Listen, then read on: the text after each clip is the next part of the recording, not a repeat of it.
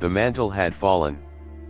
Still warm from the whirlwind that swallowed his master, the cloth lay on the earth like the final breath of a storm. No voice thundered from the sky. No fire cracked the heavens. But the silence was thick-charged, sacred, waiting. For in that silence stood a man not born of legend, but about to step into it. His name was Elisha. Not a prince, not a priest, not a warrior, just a farmer, once. A man with soil beneath his nails and the scent of oxen in his garments. He had plowed the land with 12 yoke, living quiet among the fields of Abel Meholah, where only the whisper of the Jordan winds disturbed the dust. And then, one day, Elijah came. No greeting. No sermon. Just the prophet's mantle cast upon his shoulders like a lightning bolt cloaked in wool. In that moment, Elisha didn't ask for time. He didn't look back. He slaughtered his oxen, burned his plow, and fed his neighbors with the remains as if to say, there is no return. For years, he followed Elijah not as a prophet, but as a servant. He washed his master's hands. He fetched water, watched, listened. Through drought and fire, through kings and judgments, Elisha remained in the shadow of the greatest prophet of their age. But now, the shadow was gone. Elijah had been taken not by death, but by heaven itself. And the mantle, the calling, the fire now rested on Elisha. No longer the servant. No longer the apprentice. He was now the seer of Israel, the one through whom God would speak, act, and move. But who was this new prophet? Could he bear the weight that scorched his predecessor? Could he silence kings, raise the dead, part rivers, and command armies not with swords, but with faith? History would answer. He would become the prophet of miracles, performing more recorded signs than any other in Israel's story, healing water, multiplying oil, summoning bears, opening eyes, restoring breath. A prophet not of thunder and flame, but of relentless, quiet power. He would stand before kings and walk among widows. He would make bitter waters sweet, and barren wombs sing. And he would die like a man, yet leave a grave that gave life. This is not just the tale of a prophet. It is the journey of a man who picked up a mantle soaked in divine fire, and carried it across rivers, through wars, into tombs, and beyond. This is the story of Elisha, the prophet who followed fire, and then became it. Birth and early life. Long before the mantle touched his shoulders, before miracles sprang from his voice, Elisha was a man of the soil, a son of the earth, shaped not by palaces or priestly schools, but by plows, furrows, and the rising sun of honest labor. He was born in Abel Meholah, a fertile region nestled in the northern Jordan Valley, a place whose name meant meadow of dancing. A land kissed by the dew of the east wind, its plains rolled gently under the gaze of distant hills, where wild flowers bloomed and wheat swayed like golden rivers under heaven's breath. His father was Shaphat, a man of integrity and means. Their household was not poor. It was a prosperous farm, evidenced by Elisha's role behind 12 yoke of oxen, a detail not of vanity, but of responsibility. This was not a boy chasing birds with a stick, this was a man trusted with the livelihood of his family and servants. Elisha's life, before the fire of prophecy, was grounded in obedience, humility, and toil. He knew the rhythms of the land, the cycles of seed and harvest. He had seen rain bring life and drought steal it away. He understood the fragility of bread and the strength of calloused hands. In silence, he had learned faith not from scrolls, but from creation. But within him stirred a quiet longing. Though he lived far from Jerusalem, far from the courts and temples, his heart was not blind to Israel's decline. The land may have danced in springtime, but the people's hearts no longer danced before the Lord. Idols had taken root. Baal was worshipped in secret groves and public altars. Kings bowed to foreign gods while silencing the true prophets. Rumors drifted into Abel Meholah, rumors of Jezebel's fury, Elijah's fire, and the silent war for Israel's soul. Elisha had heard them. And while he held no title, bore no crown, his soul burned with an unnamed ache. He could see the cracks in the covenant. He could feel the pulse of a people wandering from their God.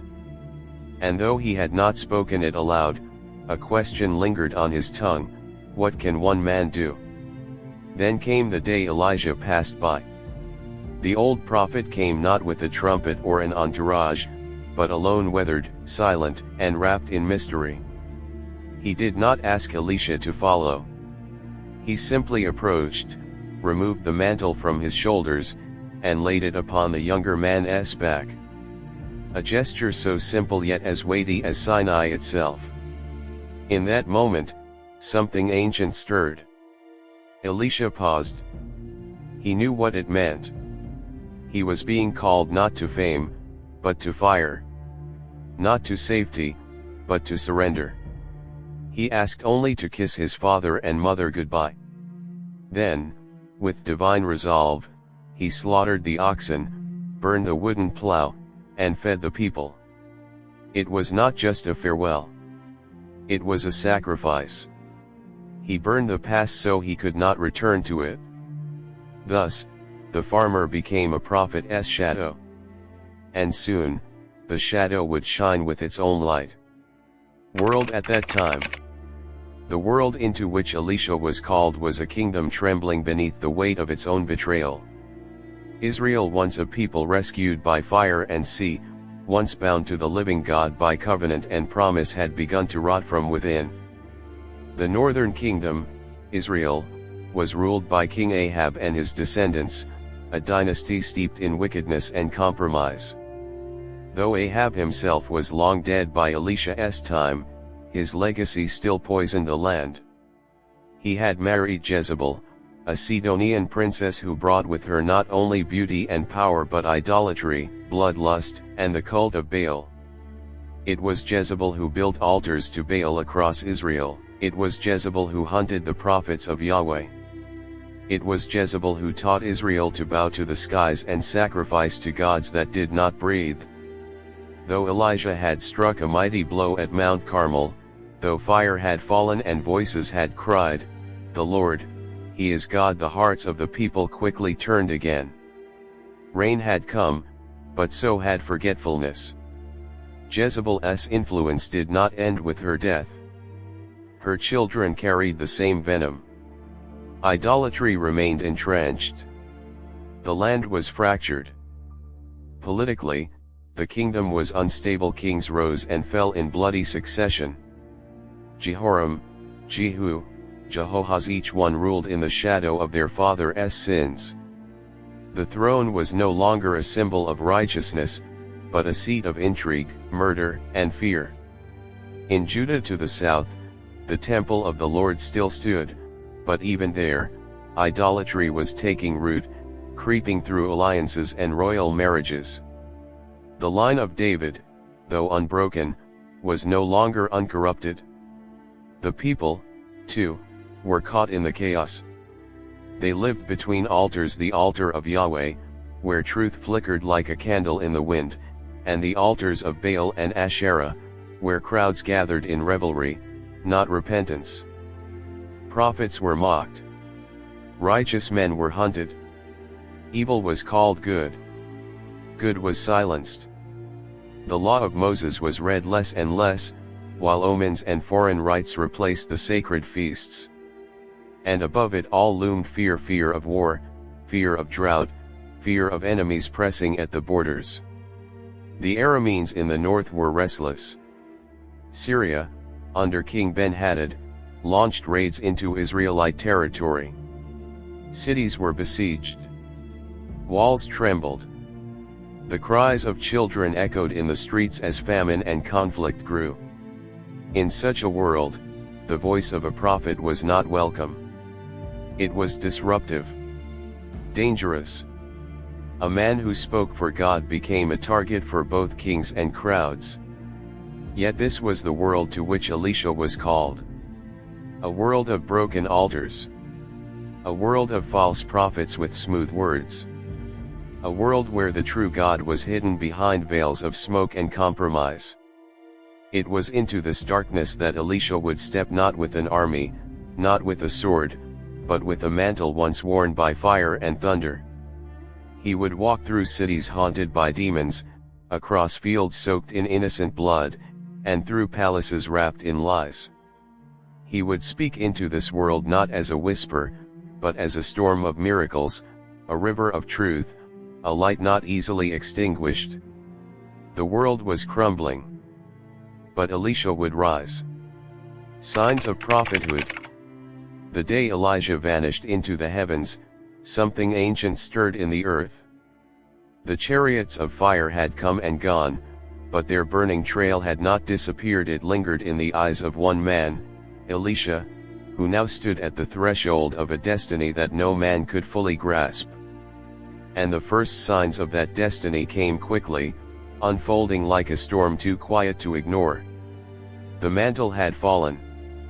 Elisha picked it up not out of ritual, but as an act of covenant. The mantle was more than cloth, it was a symbol of calling, power, and spiritual inheritance. The same mantle that had once parted rivers, raised the dead, and summoned fire now lay in his grasp.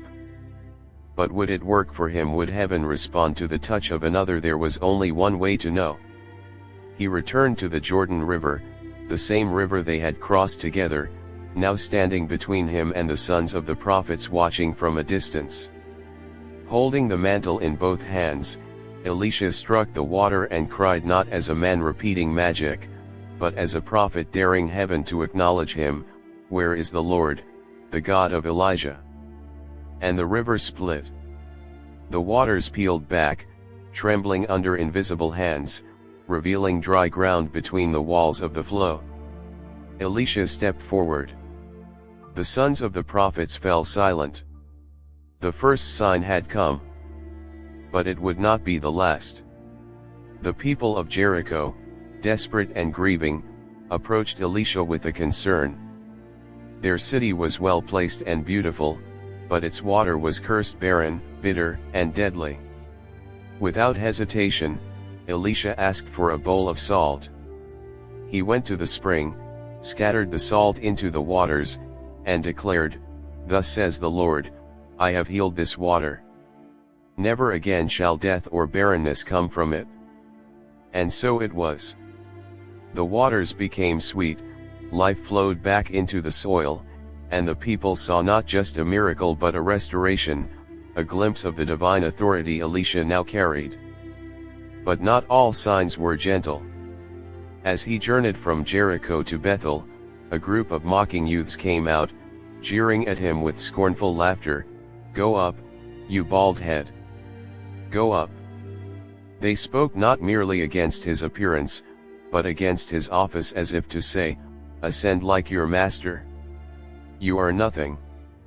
But Elisha turned, looked upon them, and pronounced a curse in the name of the Lord. From the nearby forest, 2 bears emerged. They tore through the crowd, and 42 of the mockers fell.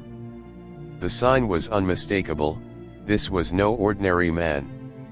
To mock the prophet was to mock the one who sent him. Then came a widow in debt, facing the loss of her children. She had only a flask of oil. Elisha told her to gather vessels, many as she could find. She obeyed, and behind closed doors, the oil flowed without end until every jar was filled. When she had no more vessels, the oil ceased. What kind of man brings life to bitter springs? What kind of man multiplies oil, commands rivers, summons beasts, and speaks words that heaven obeys? Not a magician, not a seer of shadows, but a prophet. Elisha bore the mantle. And now, the signs confirmed it. The God of Elijah had not departed. He had simply chosen a new voice, called to prophethood. The call did not come with thunder. It came with a mantle, a man, and a moment.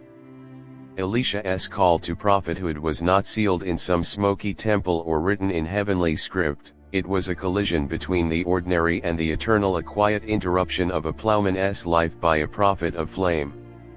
There were no witnesses, no trumpets, no scrolls, only a weary old man, a swirling wind of destiny, and a farmer in the fields who chose, without hesitation, to burn the past and walk into the fire. It began in Abel Meholah, a quiet valley carved by the Jordan, where Elisha, son of Shaphat, lived and worked. He was not a priest. He had never stood in the courts of kings. He did not wear robes or speak in parables. He was a farmer, a man of earth and grain, sweat, and silence. He walked behind oxen, 12 yoke in number, which marked his family as both prosperous and hard-working. His world was furrows and sky, seed, and harvest. But the times were dark. Idols stood tall across Israel. Baal worship had not only taken root, it had become the new normal. Prophets were slain. The covenant lay shattered beneath the feet of kings. Ahab had died, yet his wickedness lingered like smoke in a closed room. Jezebel's legacy still whispered through groves and altars, and the voice of the true God had grown faint in the ears of a forgetful people. Then came Elijah, the storm-bearer, the fire-caller, the solitary voice that once shook Mount Carmel. He approached not with a sermon, but with a mantle. No words were spoken at first. Elijah passed by Elisha in the field and simply cast his cloak upon him. That act, so quiet, so sudden, was louder than thunder. The mantle was not just a garment, it was a symbol of divine authority, of prophetic succession, of burden and power handed down from one generation to the next. Elisha knew what it meant. Without delay, he ran after Elijah, saying, "Let me kiss my father and my mother, and then I will follow you." It was not a stall, it was closure. Elijah's reply was cryptic, "Go back again, for what have I done to you?" As if to say, this is not my call. It is God's. If your heart is stirred, go, but understand, there is no turning back. Elisha returned home, not to pack or to rest, but to burn everything that had defined his former life. He slaughtered the oxen, the very beasts of his livelihood. He burned the plowing equipment, the symbol of his trade. He used the fire to cook the meat and gave it to the people to eat. He burned his bridge to the past. From that moment forward, he followed Elijah. Not as a prophet, but as a servant. A humble apprentice. He washed the hands of the prophet. He listened. He learned. Years passed in the shadow of Elijah, but the fire that called him never dimmed. And then came the day Elijah would be taken. They journeyed from Gilgal to Bethel, from Bethel to Jericho, from Jericho to the Jordan, each step echoing with prophetic gravity. At every city, the sons of the prophets came out, whispering to Elisha, "Do you know that the Lord will take your master from over you today?"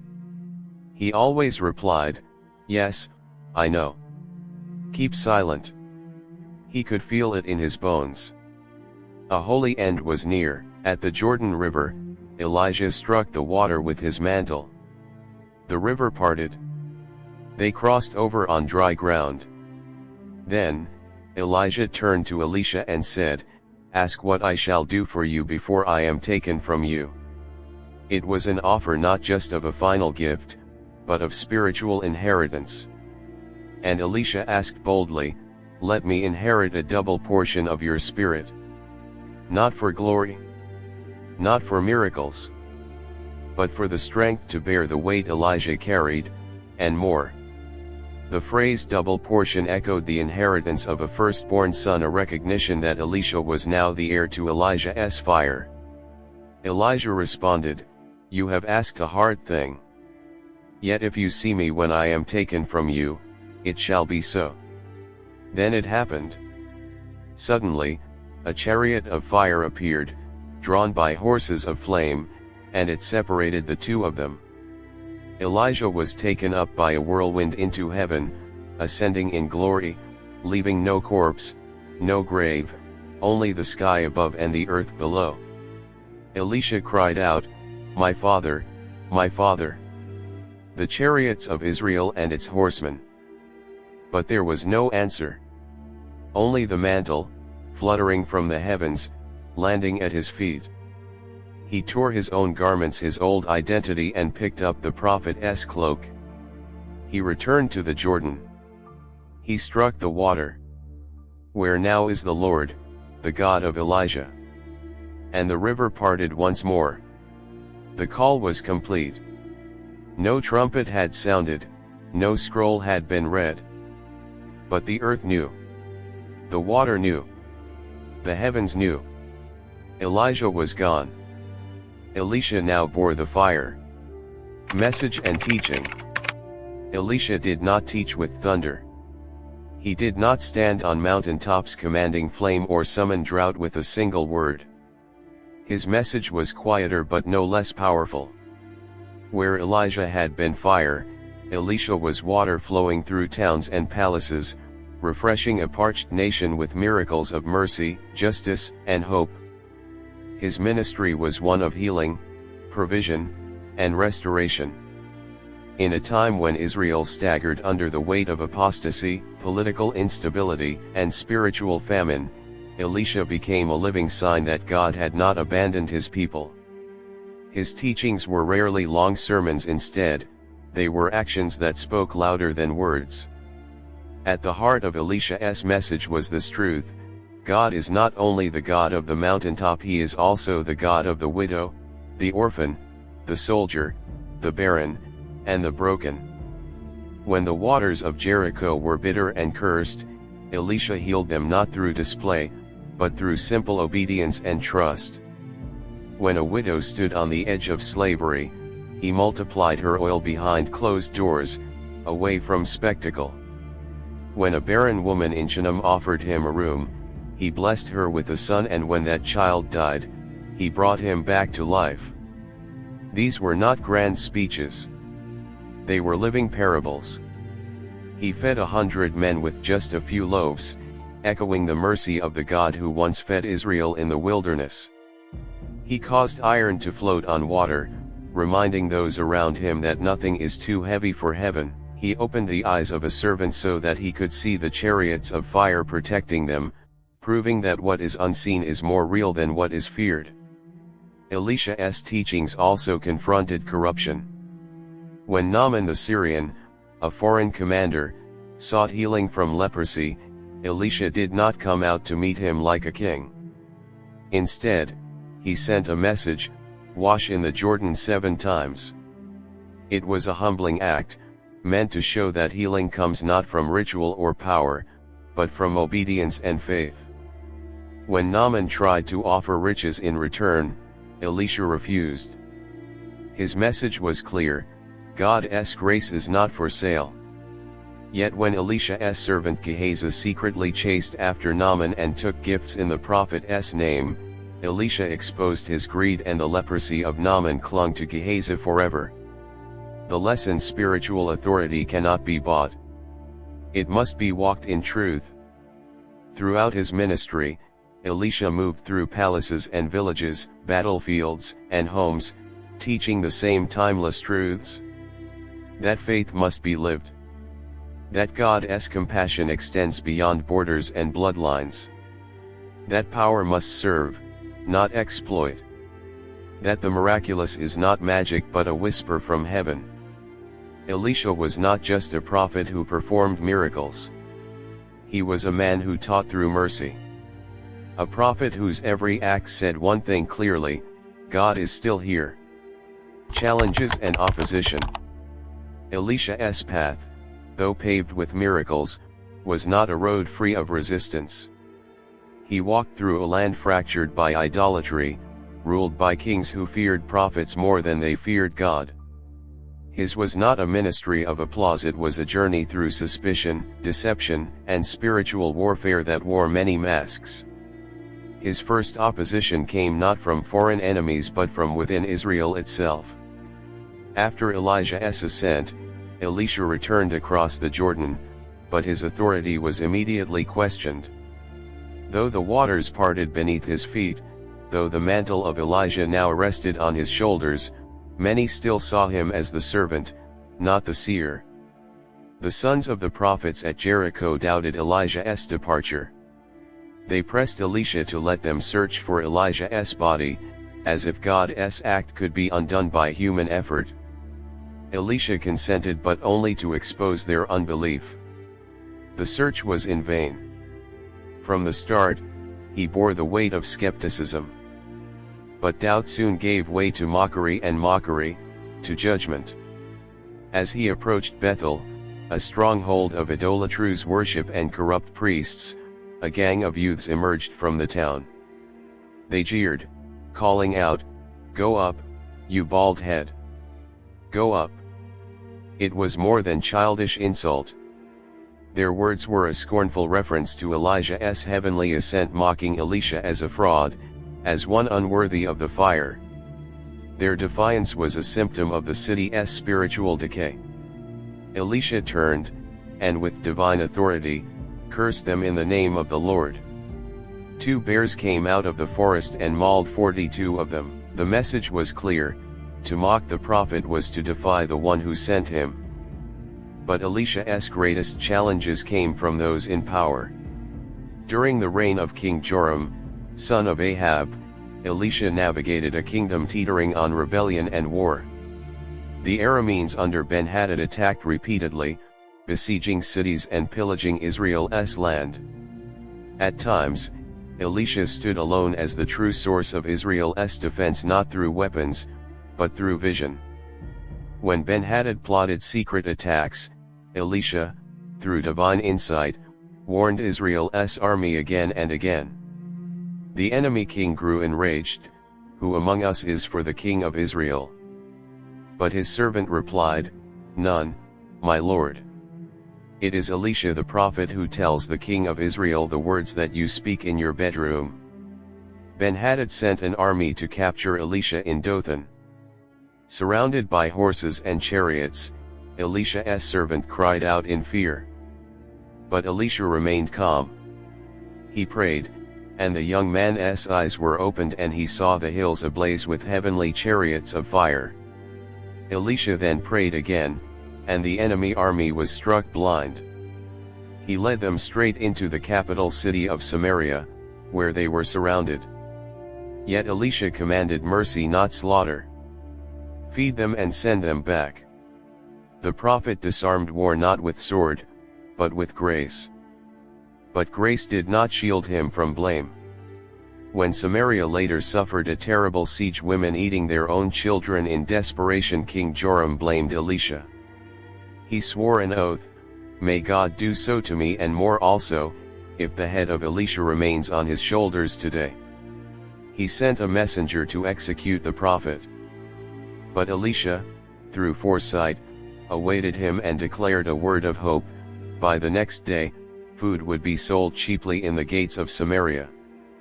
The king's officer mocked him, "Even if the Lord opened the windows of heaven, could this be?" Elisha answered, "You shall see it with your eyes, but you shall not eat of it." And it was so. That officer was trampled at the city gate when food miraculously appeared. Elisha's opposition was never just personal. It was spiritual resistance, a clash between a prophet who spoke for God and a nation that often refused to listen. His battles were not always won with fire or judgment. Often, they were endured in silence, in visions misunderstood, in kindness rejected, in truth dismissed. He stood firm in a generation torn between repentance and rebellion.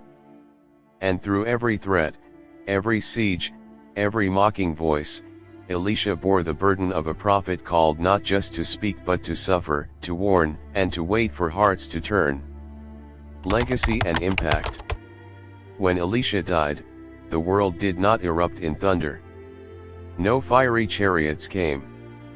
No whirlwind split the sky. He left in silence, but his legacy roared long after his final breath. For though his body returned to the earth, the power he carried did not die with him. It lingered. It waited. It refused to be buried. His life had rippled through Israel like a divine undercurrent, never loud, yet unstoppable. Elisha's legacy was not forged in the courts of kings but in the homes of widows, in the laughter of once barren women, in the water jars filled beyond measure. He was the prophet of presence, of mercy, of miraculous provision in the face of famine, fear, and foreign armies. He turned villages into sanctuaries and enemy battalions into guests. His miracles, so many, so strange, so specific, were not just signs. They were reminders that God had not abandoned his people, even when they abandoned him. He healed water with salt. He raised a boy from the dead. He fed multitudes with scraps. He opened the unseen realms to trembling servants. And even in his final breath, his story was not over. Long after Elisha's body had been placed in a tomb, a band of Israelites came to bury another man. But raiders approached, and in haste, they threw the corpse into Elisha's grave. The moment the dead man's body touched Elisha's bones, he came back to life. What kind of man leaves behind bones that raise the dead? Only one who had never truly stopped carrying God's power. His impact was more than miracles, it was spiritual inheritance. The sons of the prophets had followed him, watched him, learned from him. He had taught them not just to see but to believe. He built communities of faith in a crumbling world, creating safe places where God's word could be studied, remembered, and carried forward. His mantle had been passed from Elijah, but it did not stop with him. It multiplied. Elisha's life altered the political landscape of his day. He anointed kings. He advised generals. He predicted wars and turned their tides. His influence crossed borders from the palaces of Israel to the tents of Syria. Even foreign leaders learned that Israel's strength was not in chariots or gold but in the voice of a prophet who walked humbly with his God. And though he did not ascend like Elijah, his exit was no less powerful. The absence of spectacle was its own kind of divine statement. Elisha didn't need to leave in fire because the fire never left him. Today, his name still echoes in sermons, in scriptures, in whispered prayers. He remains a symbol of endurance, of quiet authority, of the miraculous hidden in the mundane. In the darkest days of Israel's history, he was proof that one man, obedient, unyielding, faithful, could still turn the tide. The world may have tried to bury him, but even the grave could not silence Elisha. Death and burial. The day came when the voice fell silent. No whirlwind gathered. No flaming chariot split the sky. No mountain trembled beneath the weight of his final prayer. Elisha, the prophet of miracles, the seer of Israel, the bearer of Elijah's mantle, grew old. His hair thinned. His breath slowed. His bones, once brimming with divine authority, now ached under the weight of years. And then, Elisha fell ill. It was not a sudden death, it was an illness unto death, as scripture records a slow decline that allowed the world around him to recognize what they were about to lose. The man who had calmed storms of politics and resurrected sons now lay in a quiet room, no thunder in his lungs, no armies in his shadow. But even in dying, kings came to him. King Joash of Israel visited the prophet, tears burning in his eyes. The very king who had walked in partial compromise still knew the weight of the man before him. He cried aloud, my father, the chariots of Israel and their horsemen." 2 Kings 13:14. The same words Elisha had once spoken over Elijah's ascent were now echoed back to him. It was not flattery. It was truth. For in Elisha, Israel had possessed its truest defense not in swords or spears, but in the prophetic mantle of God's presence. Even on his deathbed, Elisha did not leave Joash empty-handed. He called for a bow and arrows, instructing Joash to shoot an arrow eastward. When the arrow flew, Elisha proclaimed, "The arrow of the Lord's victory, over Syria." Then he commanded the king to strike the ground with the remaining arrows. Joash struck 3 times and stopped. The prophet's eyes dimmed not with age, but with disappointment. "You should have struck 5 or 6 times. Then you would have completely destroyed Syria. But now you will defeat them only 3 times. It was Elisha's final prophecy delivered not with fire, but with weariness. His last breath was spent in reminding Israel that faith, when half-hearted, could still limit the victories of God. And then, he died. There was no celestial chariot to carry him away, no whirlwind to veil his passing. He died as mortals die and was buried in the earth of a nation still struggling to believe. But Elisha's grave would not remain just a memory. Months, perhaps years later, raiders from Moab attacked Israel. During the chaos, a group of men carrying a dead body hurried to find a burial site. Spying Elisha's tomb, they cast the body into it then fled. The moment the corpse touched Elisha's bones, life surged back. The man stood up. One final miracle from beyond the veil, a silent explosion of resurrection power buried in the dust, waiting to prove that Elisha's ministry did not end in a tomb. What kind of prophet leaves behind bones that awaken the dead? Only one whose life was saturated with divine fire. Elisha was not taken up like Elijah. He was laid down in the dust, but even there, he refused to be forgotten. His death became a prophecy, his grave a holy threshold. He departed quietly. But his legacy shook the silence. Interfaith perspective. The life of Prophet Elisha, known in Hebrew as Elisha, in Arabic as Elisha, and in Christian tradition as Elisha the prophet, holds sacred significance across the 3 great Abrahamic faiths. Though his story is told in different layers across the Torah, the Bible, and the Quran, all 3 traditions recognize him as a righteous servant of God, a bearer of truth, and a symbol of divine power made manifest on earth. Judaism, Elisha, the disciple of fire. In Jewish tradition, Elisha is revered as the prophetic successor to Elijah, one of the most profound figures in the Tanakh. The books of Kings Malachim in the Hebrew Bible record his journey from plowman to prophet, his miracles, and his role in guiding the kingdom of Israel through turbulent spiritual times. Jewish commentators emphasize Elisha's unwavering obedience to God, his humble beginnings, and the boldness of his miracles, many of which were acts of compassion. Unlike Elijah's confrontational ministry, Elisha's was marked by mercy, healing, feeding, restoring life. His ability to perform double the miracles of his master is often viewed in rabbinic literature as symbolic of spiritual inheritance and the flourishing of prophetic power through humility. Moreover, the rabbinical tradition highlights Elisha's anointing of kings, his connection to the schools of the prophets, and his firm stand against idolatry. Though not celebrated in the festivals like Moses or Elijah, Elisha's name is preserved in Jewish memory as a man who walked intimately with God, even when his people did not. Christianity, Elisha, prophet of the God of Israel. For Christians, Elisha is recognized as a type of Christ, a prophetic figure whose miracles foreshadow the ministry of Jesus. The Old Testament narrative, found in 2 Kings, is read as more than just history. It is seen as part of the divine foreshadowing of redemption and resurrection.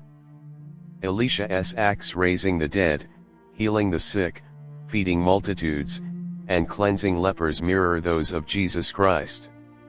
The raising of the Shunammite woman's son is often compared to the raising of Lazarus or the widow's son at Nain.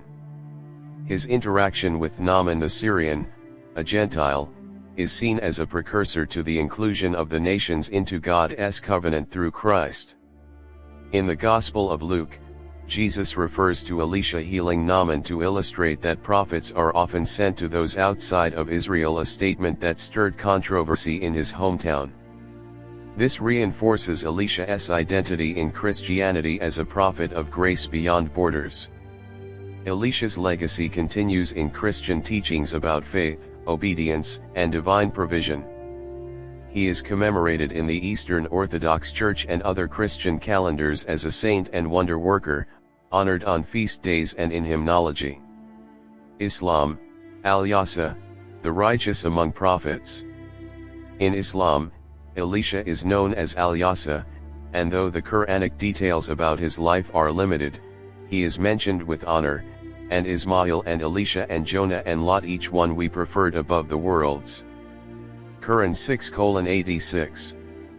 And remember Ishmael, Elisha, and Dul-Kifl, and all are among the best. Quran 38:48. Muslim scholars regard him as a prophet sent to the children of Israel, and a direct successor to Elijah. Although the Quran doesn't elaborate on his miracles, Islamic exegesis tafsir often draws upon biblical narratives to recognize his role in guiding Israel away from shirk polytheism and back toward Tawhid monotheism. Elisha is seen as a man of patience, piety, and deep submission to Allah. He is included among the ranks of those whom God favored, and Islamic tradition emphasizes respect for all prophets without discrimination. His story, though brief in the Quran, is expanded through hadith and Islamic scholarly writings, affirming his station among the righteous. Unified themes across faiths. Divine inheritance. All three traditions acknowledge Elisha as the direct spiritual heir of Elijah, carrying forward a divine mission. Miracles of mercy, whether healing water, raising the dead, or providing for the poor, Elisha's life reveals God's closeness to the afflicted. Faith in action. His legacy is not built on words alone, but on deeds demonstrating that faith must be lived, not just spoken. A quiet flame. Elisha's power came without spectacle. He did not ascend in a blaze, yet his bones raised the dead. This marks him as a prophet whose holiness lingered in silence. Across all Abrahamic faiths, Elisha the son of Shaphat, Elisha the prophet is remembered not only as one who performed signs, but as one who walked faithfully with the Almighty, lighting the way in times of darkness, and leaving behind a legacy not even death could dim.